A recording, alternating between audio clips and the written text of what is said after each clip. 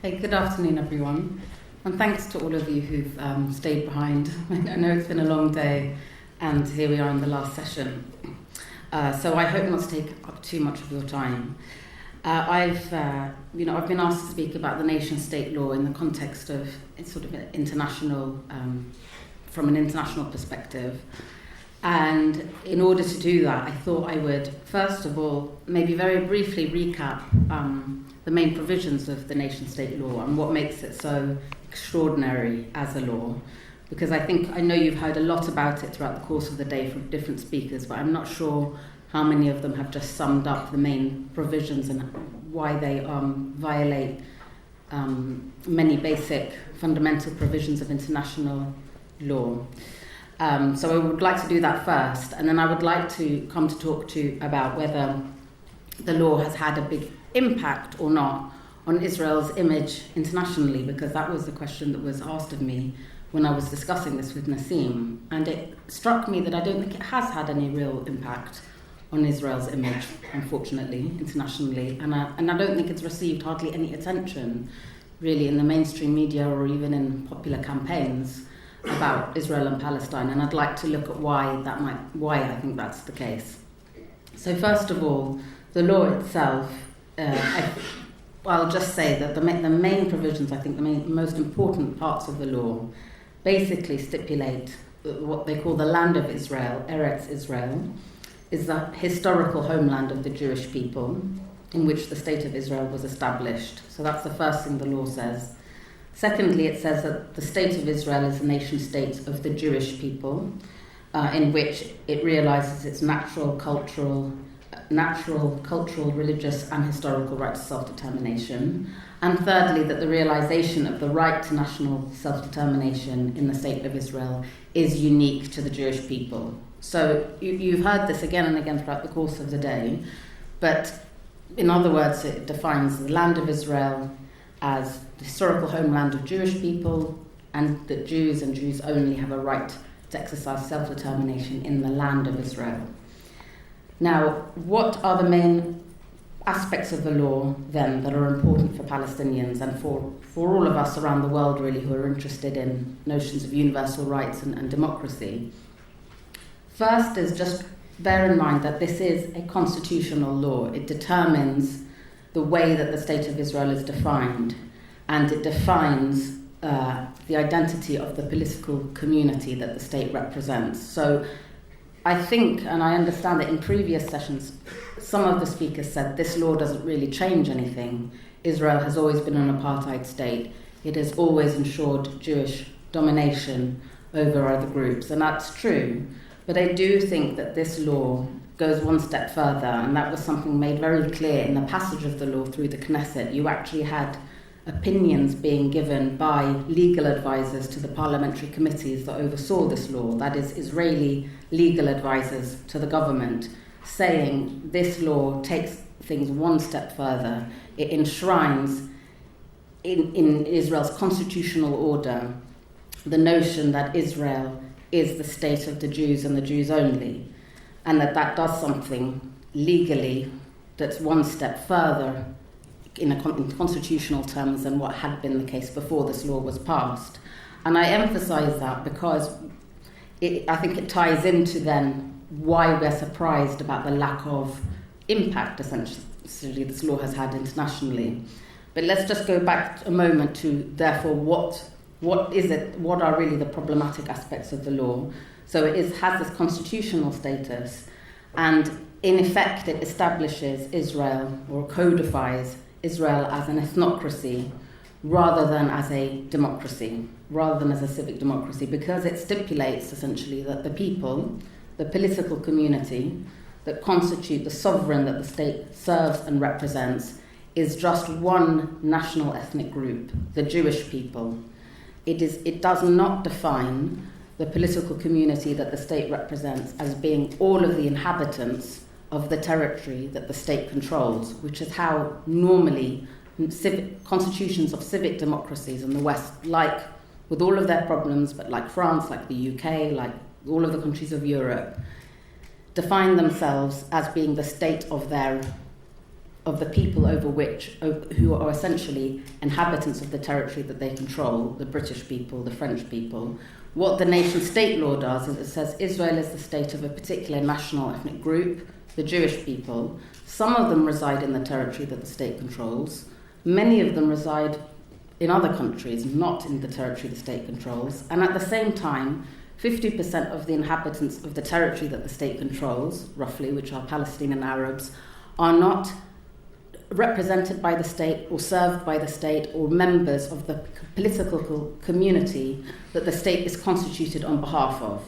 So basically, this is why we can now say Israel is an ethnocracy quite clearly, or an ethnic democracy and not a civic democracy. And that is something that, in general, given where we are in the 21st century after the passing of the Universal Declaration of Human Rights and so on, is considered racist in nature. It means that a state is racist because it's constituted on behalf of only one ethnic group that it controls. Needless to say, what this also means, and the law also violates basic provisions related to the right to equality and the right to be free from discrimination because of the fact that it renders Palestinians unequal before the law and it removes from them their collective rights. And it violates the Palestinian right to self-determination, as we've already heard, in all of Mandate Palestine, inside Israel proper, but also inside the West Bank, because the law is formulated to cover the land of Israel, Eretz Israel, which the borders of which are unclear, but on one reading certainly includes all of the territory of Mandate Palestine. So that violates, obviously, the Palestinian right to self-determination, because the law says only the Jewish group has a right to self-determination in this territory, no other group. And finally, it codifies and entrenches a system of apartheid in the state of Israel. Now, I've done that as like a whistle-stop kind of tour because I didn't want this to be a detailed explanation of the law. I know you've heard a lot about it. But the reason I wanted to highlight these things is to say, so Israel has passed a law which, on the face of it, is blatantly and brazenly racist and flagrantly violates all of the ordinary principles upon which Western democracies are founded and on which the entire kind of post-World War II international order is founded on. The idea of equal rights for all people, the right to self-determination of all peoples, etc., etc. So that's what the law does. And that brings me on to the second part of my presentation, which is, does anyone actually care about that? My sense, and perhaps you will disagree with me, is that the law was passed back in July, and there hasn't really been much condemnation of it. There has been, I think, muted words of verbal disapproval, the likes that you hear about lots of other Israeli policies from Western governments, from the European Union. But apart from that, nothing else. There hasn't been any Security Council resolutions condemning this law, declaring it null and void in the way that, for example, Israel's annexation of Jerusalem was declared null and void in 1980. You haven't heard any talk of moving towards sanctions against Israel or any kind of real sense that Israel has any extra form of pariah status than it did before the passing of that law. And so this, to me, is a fact that begs for an explanation. Why is this the case? Why does no one seem to really care? And in the time that I have remaining to me, which is, how long do I have left? 5 minutes? 7 or 8 minutes, okay, because I know how short time we are. So I kind of came up with a few ideas as to why I think it hasn't had any impact, and I hope you'll agree with me about these. And I think that the point will be not to therefore then hang our heads in despair and just decide to give up, but to say that hopefully when we understand and analyse why this law hasn't, as it were, made a splash on the international arena, we can start to perhaps critique our own advocacy and think about ways to better address these issues. So, what is the first reason that I think the international community hasn't really acted out against this law? I think definitely, first of all, there's a context. We're in a particular historical moment, and Israel knows this, where we have obviously a Trump presidency, which is giving Israel the green light to do everything, all of its worst excesses and more. But we also are living in a time of resurgent far-right, racist and kind of nationalist movements across Europe and the United States. And this nation-state law, the idea of ethnic nationalism that it embodies, fits in quite neatly with this wave of far-right nativism, populism.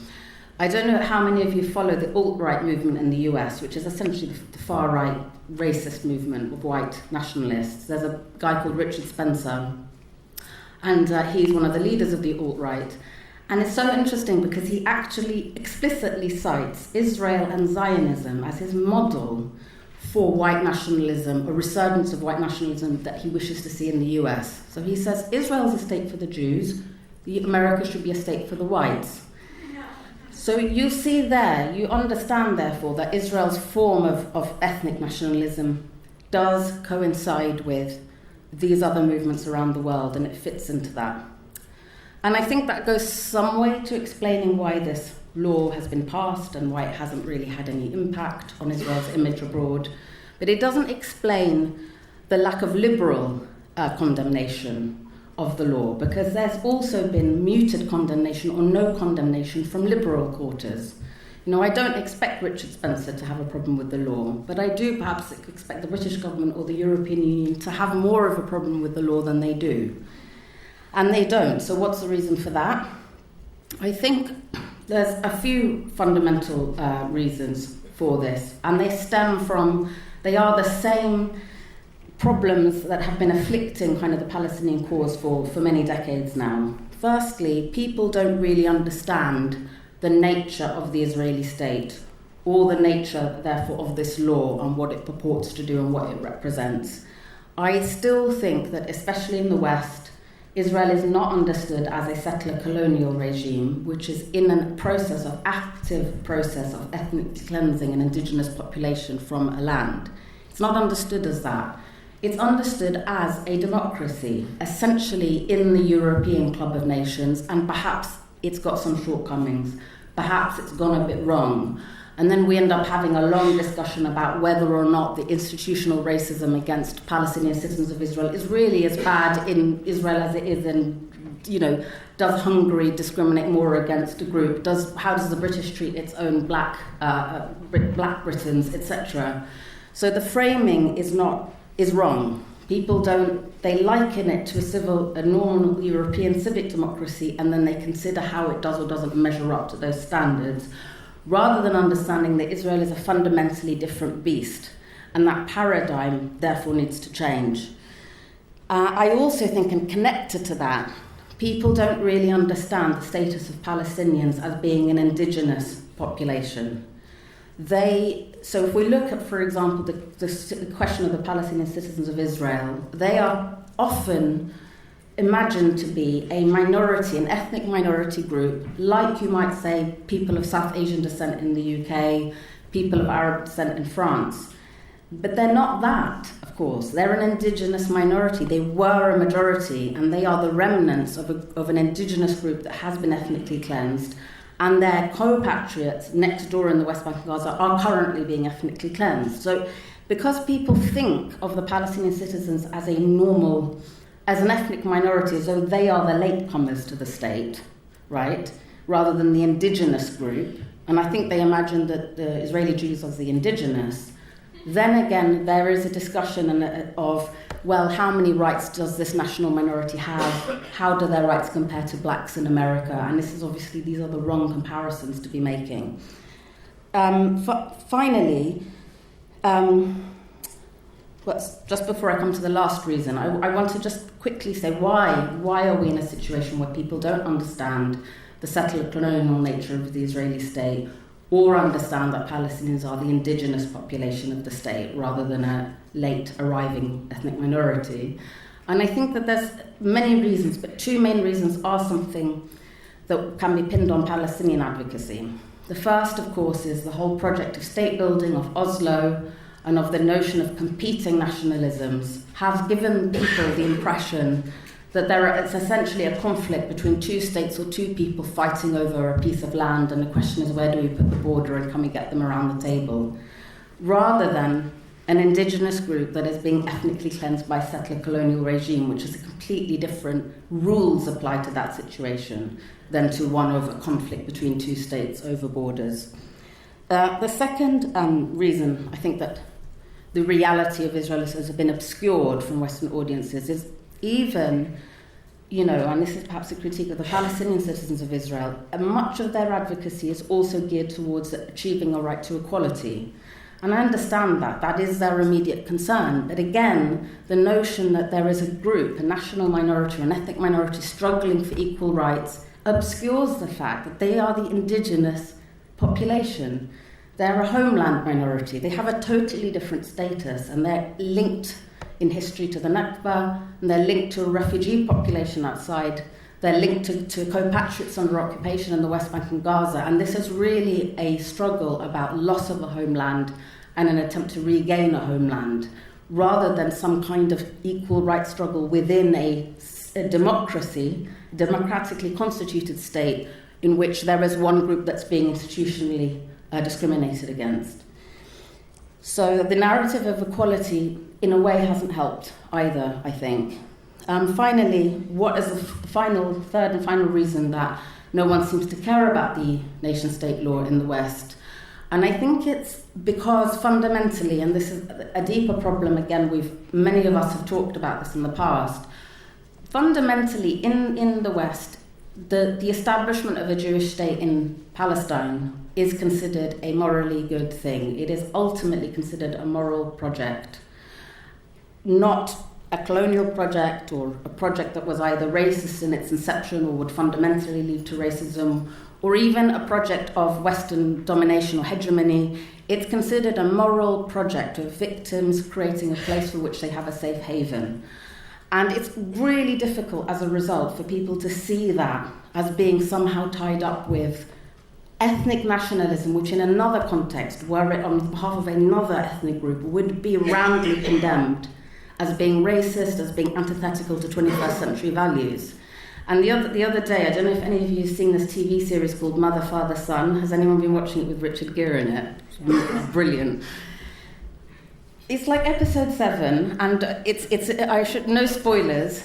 It's imagining, let's say, a situation of heightened racial conflict and divides in this country. Let's say Brexit times 1,000, black people being stoned on the street, that kind of thing. And there's a Jewish journalist, and he says, I'm moving, me and my wife and our kids, we're going to move to Israel. This is just slotted in. Hasn't really got anything to do with the story, but what it means, in other words, is there is this cultural acceptance of the idea that Israel is a place that protects Jews, that is a morally correct, that is a virtuous, project that must be supported because it is that safe haven. And so it's hard to understand or imagine that place and that state as carrying out racism and colonial policies of the type which are usually, I think, associated with perpetrators of crimes and of groups that are dominant in history rather than groups that have been victimized and persecuted. So these are major challenges for us. I think it is a problem of framing that means that people don't understand the importance of nation-state law and don't condemn its effects and don't start to see Israel as a racist, ethnic, nationalist state that is a very different kind of creature to Western liberal democracies.